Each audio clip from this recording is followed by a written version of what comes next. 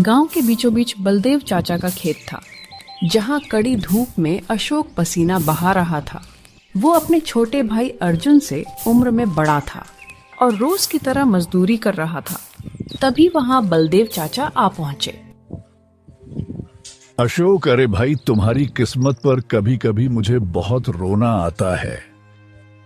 अरे ऐसा क्या देख लिया आपने चाचा?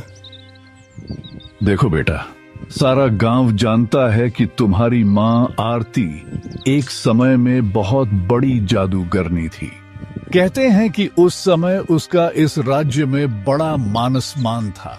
इस राज्य के राजा सहित दूसरे राज्यों के राजा भी तुम्हारी माँ से मिलने के लिए आते रहते थे।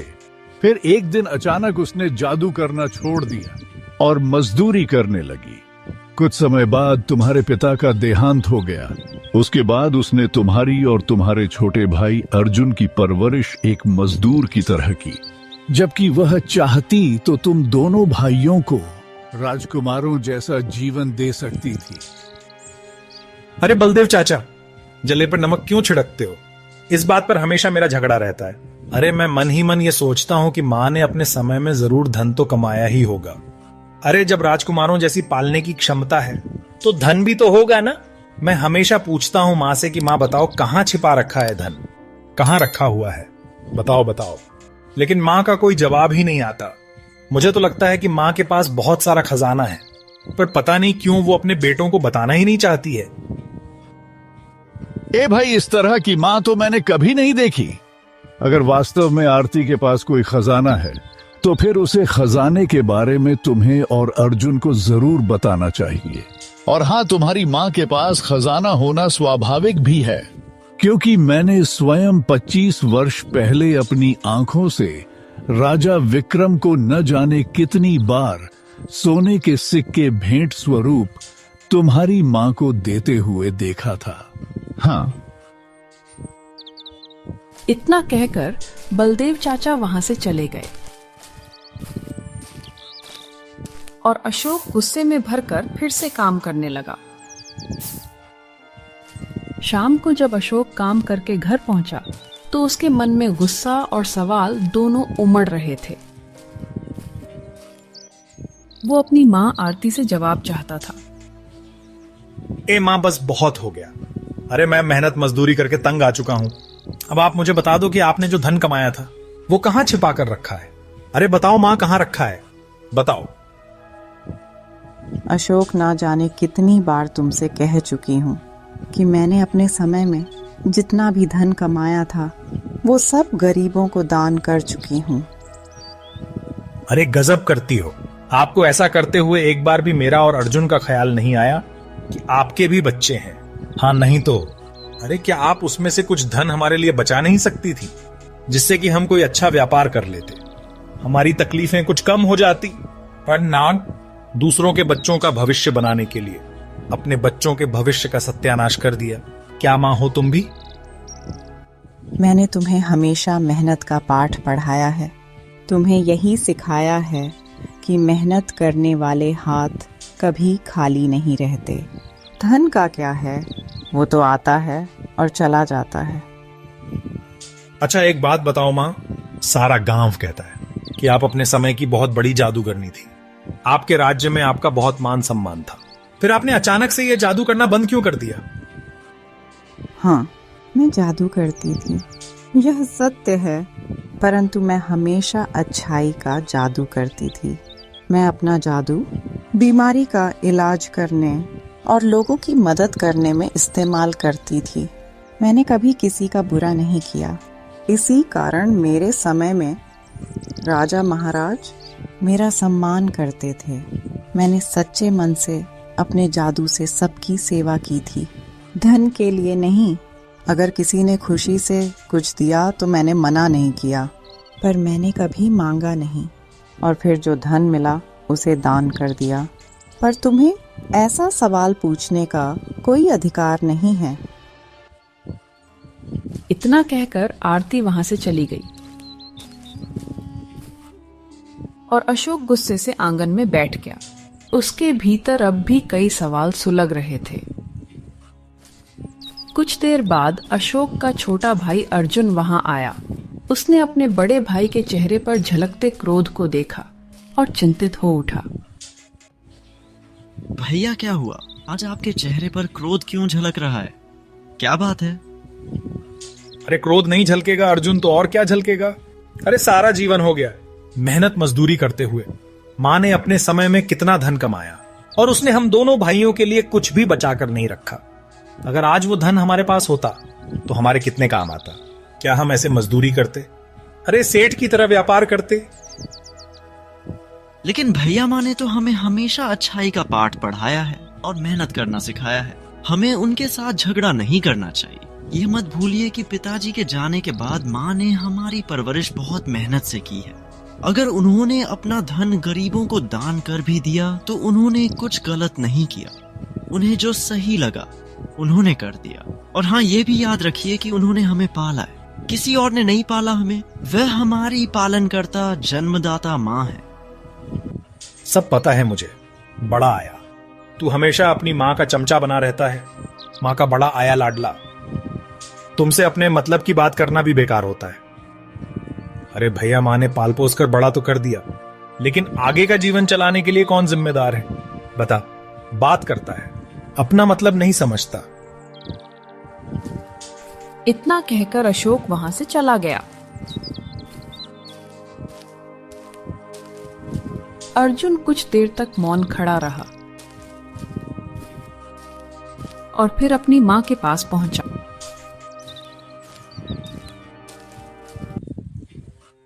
माँ, भैया की बातों का बुरा मत मानना। भैया गांव में ऐसे लोगों के पास बैठते हैं जो हमेशा आपके खिलाफ उन्हें भड़काते रहते हैं। बस इसीलिए आप बुरा मत मानना। वैसे भैया पहले ऐसे नहीं थे।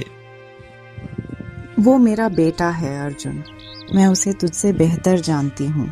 काफी समय से उसकी आंखों में लालच की परछाइयाँ देख रही हूँ। वो मेहनत से कतराने लगा है। अगर यही स्वभाव उसका रहा तो वह अपने जीवन में कुछ नहीं कर पाएगा। अच्छा माँ, एक काम करिए ना, आप भैया की शादी करवा दीजिए। हो सकता है कि शादी के बाद भैया के स्वभाव में कुछ परिवर्तन आ जाए। भाभी के आने से भैया की लगाम भाभी के हाथ में आ जाएगी। क्या कहती हो माँ? यह भी करके देख लेते हैं। कुछ ही दिनों बाद अशोक का विवाह गांव के किसान रामलाल की पुत्री राधा से हो गया। राधा अशोक की पत्नी बनकर घर आई और कुछ समय तक सब कुछ ठीक चलता रहा। एक दिन राधा अशोक से बोली, देख रही हूँ सारा दिन आप दूसरों के खेतों में मजदूरी करके अपने आप को थका देते हैं, जबकि आपका छोटा भाई अर्जुन हमेशा अपनी माँ के पास बैठा रहता है। ओहो, तो तुम कहना क्या चाहती हो राधा? यही कि आप कितनी मेहनत करते हैं। आपका भाई उतनी मेहनत नहीं करता, पर रोटियां वो आपके बराबर ही खाता है। आप अर्जुन से बात करिए कि अब से उसे भी बराबर मेहनत करनी पड़ेगी और घर के खर्चों में हिस्सा देना पड़ेगा। मैं भी यही सोच रहा था। कल ही माँ से इस बारे में बात करता हूँ। बिल्कुल सही कहा तुमने।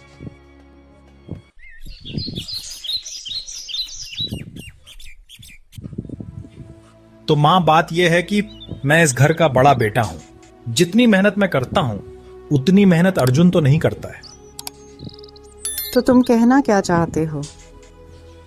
कहना यह चाहता हूं कि अगर अर्जुन बराबर से इस घर के खर्चे में हिस्सा नहीं देगा तो उसे यहां रोटी खाने का हक नहीं है। सीधी बात है। और क्या? क्या कहा तुमने? अर्जुन ने ही जिद की थी कि अगर तेरी शादी कर दी जाए तो शायद तेरे स्वभाव में परिवर्तन आ जाएगा। मैंने अर्जुन की बातों में आकर तेरी शादी कर दी और आज तू अपने ही भाई की रोटियां गिनने लगा। तुझे जरा भी शर्म नहीं आई? नहीं नहीं माँ, मुझे कोई शर्म नहीं है। शर्म तो अर्जुन को आनी चाहिए और शर्म आपको भी आनी चाहिए, जो हमेशा छोटे बेटे का पक्ष लेती हो। अब मैं सारी जिम्मेदारी नहीं संभालूंगा। अरे मैंने क्या कोई ठेका ले रखा है क्या? इस घर का, छोटे भाई का, तुम्हारा। इतना कहकर अशोक गुस्से में वहां से चला गया।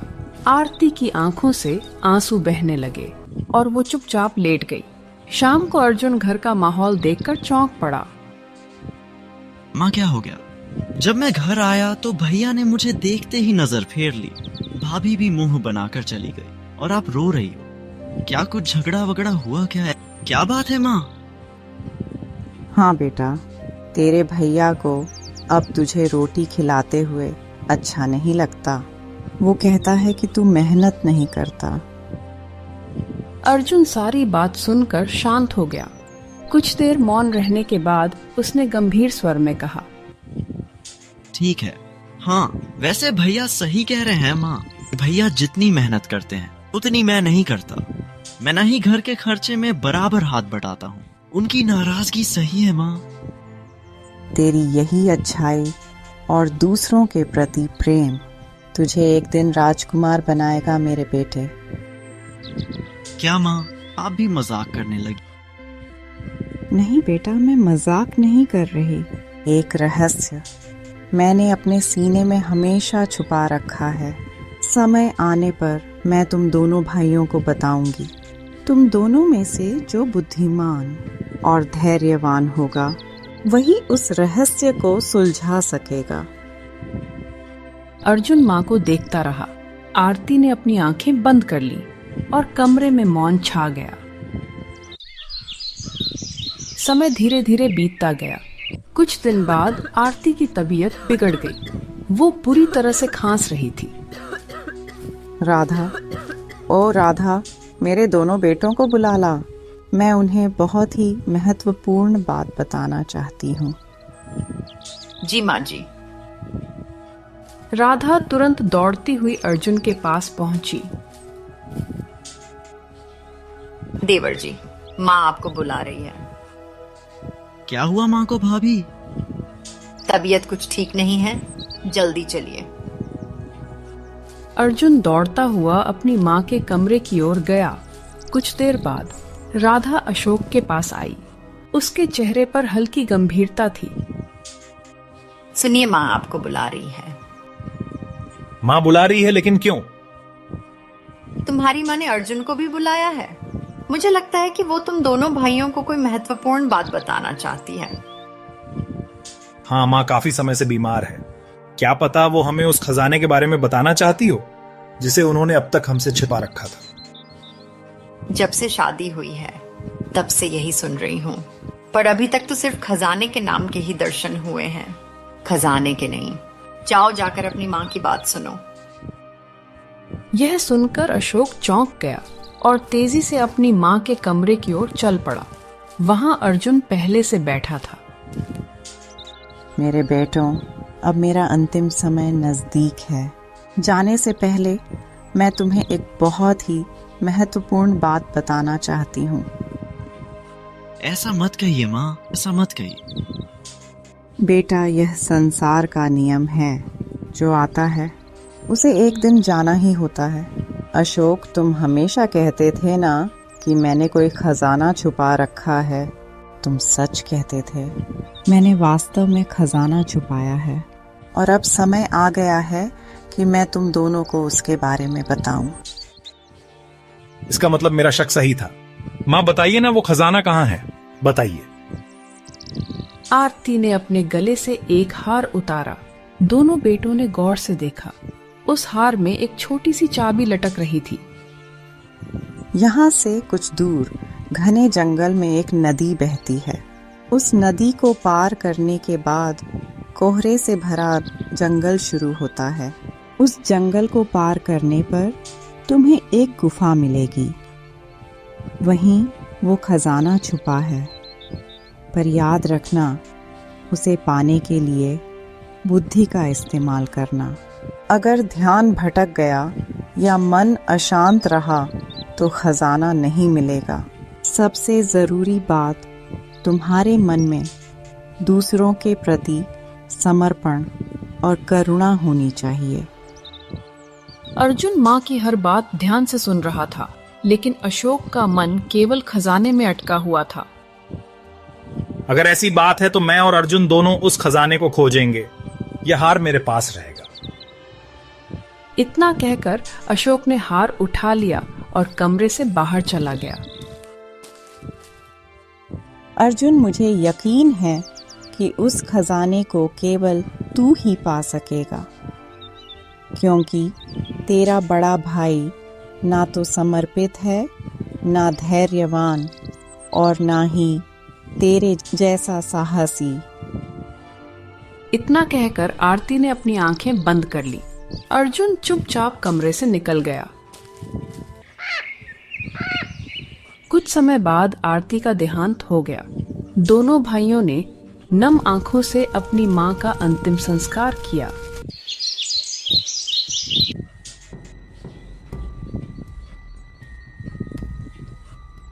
तो अर्जुन, बात यह है कि अब हमें मां के बताए उस खजाने को ढूंढने निकल जाना चाहिए। मैं चाहता हूं कि जल्दी से जल्दी वो मिल जाए और हम दोनों भाई उसे बराबर बांट लें। ठीक है भैया, जैसी आपकी इच्छा।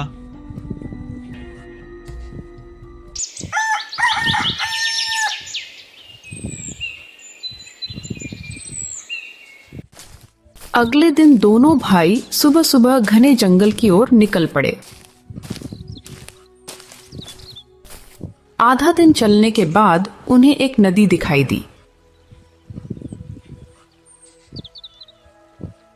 हाँ, लगता है यही वो नदी है जिसके बारे में मां ने बताया था। देख तो अर्जुन, हाँ यही है या नहीं, अब ये तो नदी पार करने के बाद ही पता चलेगा, क्योंकि मां ने कहा था कि उस पार कोहरे से भरा जंगल है। दोनों भाई नदी में कूद पड़े। तैरते हुए जब वो दूसरे छोर पर पहुंचे तो आगे घना कोहरा फैल चुका था। अरे बाप रे बाप, देख तो अर्जुन, आगे तो कोहरा ही कोहरा है। यही वो जंगल है जिसका मां ने जिक्र किया था। हाँ भैया, लगता तो वैसा ही है। हाँ, मैं तो बस जल्द से जल्द उस खजाने तक पहुंचना चाहता हूं।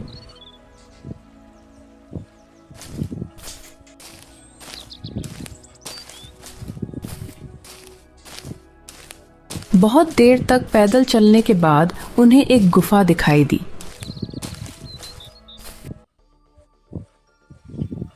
अरे अर्जुन, सामने गुफा दिख रही है। शायद वही है जिसके बारे में मां ने बताया था। अब ये तो भैया अब अंदर जाकर ही पता चलेगा।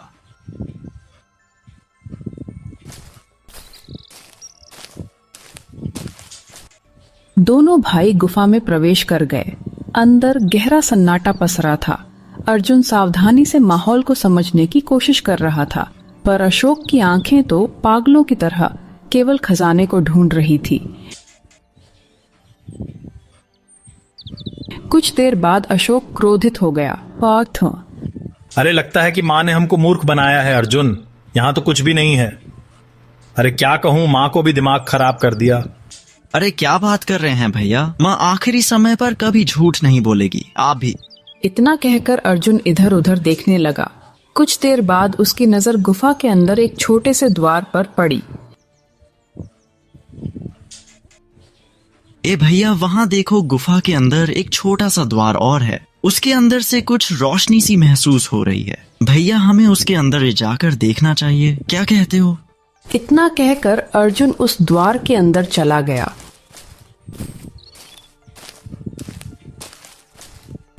और अशोक भी उसके पीछे चला गया।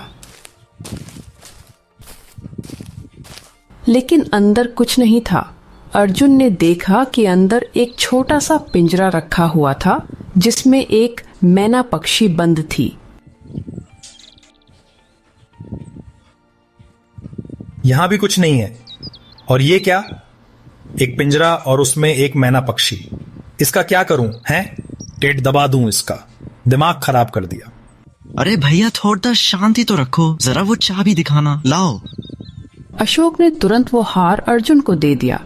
अर्जुन ने उस हार में लगी हुई चाबी को गौर से देखा और फिर पिंजरे को देखा। भैया, यह चाबी इसी पिंजरे की लगती है। अरे हाँ, वो तो मुझे भी दिख रहा है। क्या मुझे मूर्ख समझते हो क्या? लेकिन सवाल यह है कि मां ने झूठ क्यों बोला? उसने कहा था कि इस गुफा के अंदर खजाना है, लेकिन खजाना तो दूर दूर तक कहीं दिखाई नहीं दे रहा। अगर कुछ दिख रहा है तो यह सड़ा सा पिंजरा और उसके अंदर बैठी मनहूस मैना पक्षी। क्या करूं इसका मैं? नहीं तो क्या पका के खा जाऊं क्या इसको? मां ने अपने आखिरी समय में मुझसे बदला लिया है, बस और कुछ नहीं। दिमाग खराब कर दिया मेरा तो। अरे भैया, आप थोड़ा शांति रखो ना। क्या क्या कहे जा रहे हो माँ के बारे में? ऐसा मत कहो, माँ कभी झूठ नहीं बोल सकती है। हाँ, नहीं तो मैं तो हमेशा से माँ से पूछता था कि अगर उसने कोई खजाना छुपाया है तो बता दे बता दे, पर नहीं, उसने मूर्ख बनाया ताकि मैं उससे कोई सवाल ही ना कर सकूं। बस भैया, बस बहुत हो गया। मैं माँ के बारे में जितना उल्टा पुल्टा सुनना था मैंने सुन लिया, अब नहीं सुनूंगा। अब एक और शब्द मत कहिएगा, क्योंकि माँ अब इस दुनिया में नहीं है और माँ से मैं बहुत प्यार करता हूँ। वाह रे वाह, तू बडेड्डा आया, माँ का चमचा बना फिरता है, माँ का लाडला। हाँ नहीं तो माँ तो रही नहीं, तेरी चमचागिरी अभी भी चल रही है।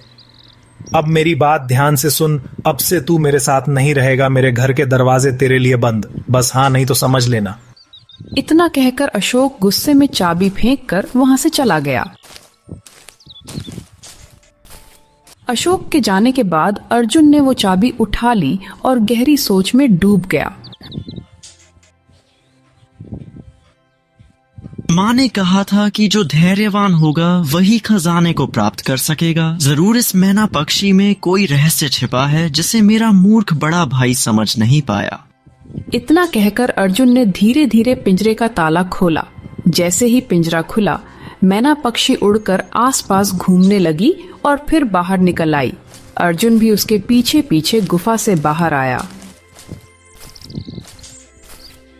मैना पक्षी कुछ क्षण आकाश में घूमकर अर्जुन के पास लौट आई और बोल पड़ी। खुली हवा में सांस लेने का आनंद ही कुछ और है। अरे ये क्या, तुम तो पक्षी हो और मनुष्य की भाषा में कैसे बोल सकती हो? तुम कौन हो? मैं अर्जुन हूँ। मेरी माँ आरती ने मरने से पहले मुझे कुछ बताया था। इतना कहकर अर्जुन ने सारी घटना मैना को बता दी।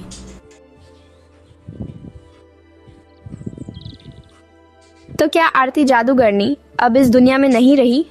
हाँ, वो बहुत वृद्ध हो चुकी थी। इसका मतलब वो सही कह रही थी। मैं तुम्हारी बात समझा नहीं, आखिर तुम हो कौन? चलो मेरे साथ, मैं तुम्हें एक स्थान पर ले जाना चाहती हूँ। अब मुझे सब समझ में आ गया है कि आरती मुझसे क्या कहना चाहती थी। इतना कहकर मैना उड़ने लगी। अर्जुन भी उसके पीछे चल पड़ा।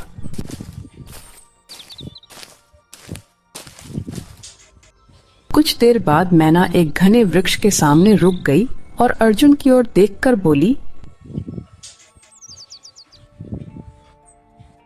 इस वृक्ष के अंदर एक दूसरी दुनिया का द्वार खुलता है और वो कुछ ही देर में खुलने वाला है। उस दूसरी दुनिया में एक जादूगर है जिसका अंत होना बहुत आवश्यक है। वो अमर होना चाहता है और अमर होकर पृथ्वी पर शासन करना चाहता है। मैना पक्षी की बातों को अर्जुन ने बहुत गहराई से सुनकर कहा, लेकिन तुम कौन हो? अपने बारे में मुझे बताओ कि आखिर तुम उस जादूगर के बारे में कैसे जानती हो? अब मेरी बात ध्यान से सुनो। मेरा नाम राजकुमारी चंद्रलेखा है। कई वर्षों पहले जब तुम्हारी माँ आरती एक जादूगरनी थी, वो अच्छाई का जादू करती थी। उन्हीं के समय में एक दूसरा जादूगर था जो बुराई के रास्ते पर चलता था। वो चाहता था कि तुम्हारी माँ भी उसी राह पर चले, पर उन्होंने उसका साथ देने से इनकार कर दिया। वो जादूगर अपनी शक्तियों के बल पर दूसरी दुनिया का द्वार खोलने में सफल हो गया। उस दुनिया में अमृत कुंड नाम का एक तालाब बहता था। कहा जाता है कि अगर कोई मनुष्य किसी राजकुमारी को मारकर उसके रक्त को उस कुंड में मिलाकर पी ले तो वो अमर हो सकता है। उसी लालच में उसने मेरा अपहरण कर लिया।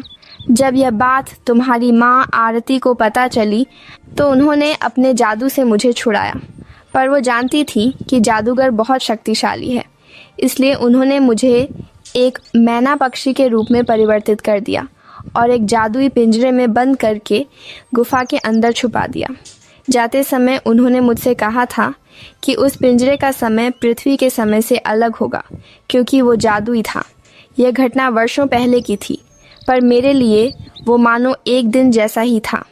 तुम्हारी माँ ने मुझसे कहा था कि एक दिन एक ऐसा संगीत पुरुष आएगा जिसके मन में लालच नहीं होगा, जो निडर होगा और निस्वार्थ भाव से दूसरों की मदद करेगा। वही मुझे इस पिंजरे से मुक्त करेगा। और देखो, वो व्यक्ति तुम हो अर्जुन। यह सुनकर अर्जुन के मन में प्रकाश फैला और सारी सच्चाई उस पर उजागर हो गई। राजकुमारी, वो जादूगर के अंत के बारे में मेरी माँ ने क्या बताया था? इस वृक्ष के भीतर जो दूसरी दुनिया है, वहाँ एक नदी बहती है। जो मनुष्य निडर होकर अपनी जान की परवाह किए बिना निस्वार्थ भाव से उस नदी का जल लेना चाहे, केवल वही उस जल को प्राप्त कर सकता है। यदि उस जल को जादूगर पर फेंक दिया जाए, जलकर राख हो जाएगा। ओ, अगर ऐसा है तो मैं वही करूंगा जो मेरी माँ नहीं कर सकी। मैं उस जादूगर का अंत करूंगा। हाँ, तो फिर आओ इस वृक्ष के समीप आ जाओ। अर्जुन और चंद्रलेखा वृक्ष के सामने खड़े हुए।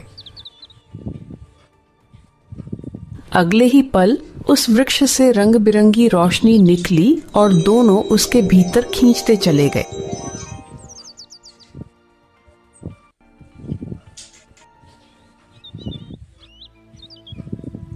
कुछ ही देर बाद अर्जुन और चंद्रलेखा ने अपने आप को एक घने जंगल में खड़ा पाया।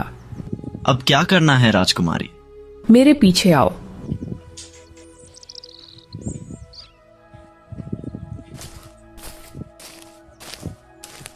चंद्रलेखा अर्जुन को एक तालाब के किनारे ले गई। यही वो तालाब है।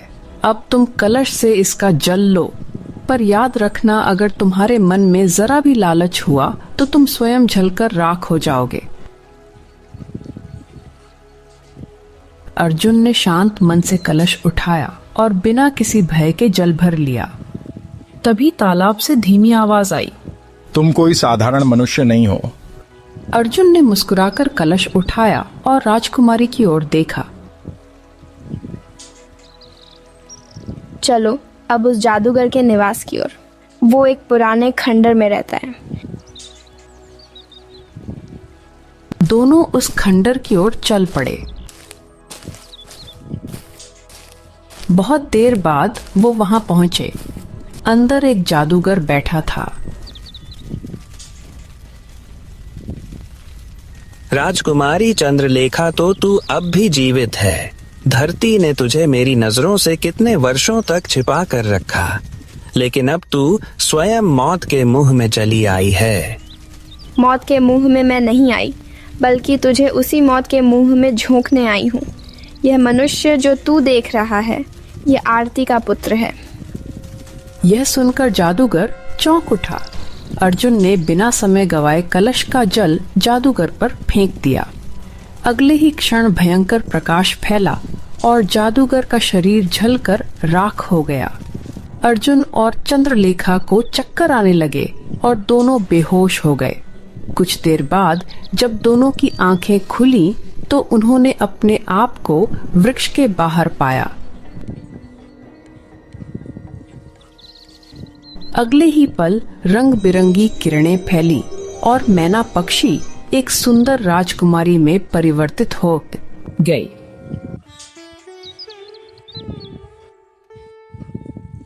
तुमने मेरी जान बचाई अर्जुन। अब तुम ही मेरे जीवन साथी बनोगे। मैं तुमसे प्रेम करती हूँ। क्या तुम मुझसे विवाह करोगे? हाँ राजकुमारी, मैं शादी तुमसे करूंगा।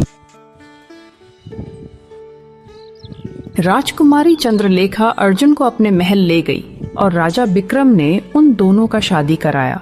और इस तरह से एक गरीब अर्जुन राजकुमार एक राज्य का राजा बन गया और साथ ही साथ उसका बड़ा भाई गरीब का गरीब ही रह गया। तो आज तो इस कहानी से हमें यह सीख मिलती है कि हमें कभी भी किसी भी चीज में हमें कभी भी जल्दीबाजी नहीं करना चाहिए।